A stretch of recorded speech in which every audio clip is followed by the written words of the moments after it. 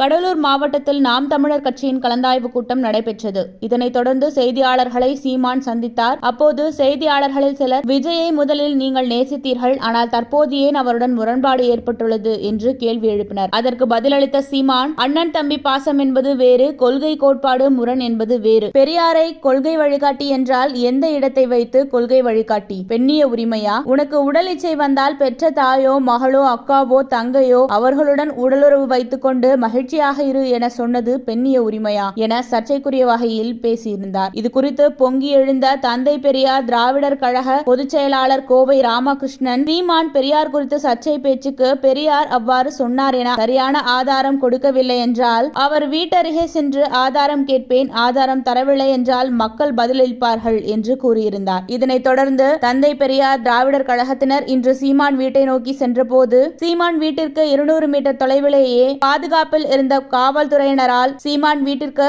பலத்த பாதுகாப்பும் ஏற்படுத்தப்பட்டுள்ளது.